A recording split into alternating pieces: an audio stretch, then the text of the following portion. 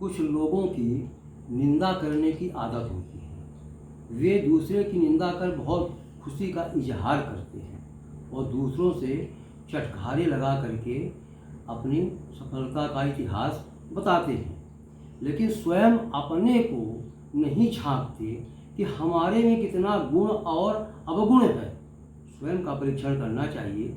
इसी के संबंध में एक कहानी है, अगर आपको पसंद आए तो लाइक और सब्सक्राइब करिएगा।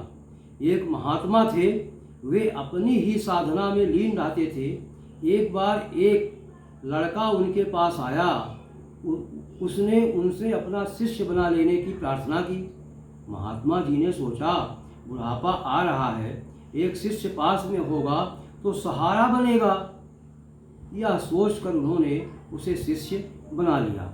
शिष्य बहुत चंचल प्रकृति का था, ज्ञान ध्यान में उसका मन नहीं लगता था।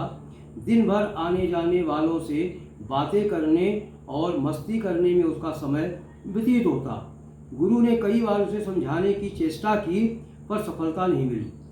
दुनिया चमत्कार को नमस्कार करती है, यह सोचकर एक दिन शिष्य महात्मा जी से बोला, गुरुदेव मुझे कोई चमत्कार दिखा दें, सिखा दें। गुरु ने कहा, वत्स चमत्कार कोई काम की वस्तु नहीं है। उससे एक बार भले ही व्यक्ति प्रसिद्धि पा ले, लेकिन अंततोगत्वा उसका परिणाम अच्छा नहीं होता। पर शिष्य अपनी बात पर अड़ा रहा। बालहट के सामने गुरुजी को झुकना पड़ा। उन्होंने अपने झोले में से एक पारदर्शी डंडा निकाला और शिष्य के हाथ में उसे थमाते हुए कहा, यह लो चमत्कार। इस डंडे को तुम जिस किसी की छाती के सामने करोगे, उसके दोष उसमें प्रकट हो जाएंगे। शिष्य डंडे को पाकर बहुत प्रसन्न हुआ। गुरु ने शिष्य के हाथ में डंडा क्या थमाया, मानो बंदर के हाथ में तलवार थमा दी। कोई भी व्यक्ति उस आश्रम में आता, शिष्य हर आगंतुक के सीने के सामने उस डंडे को घुमा देता।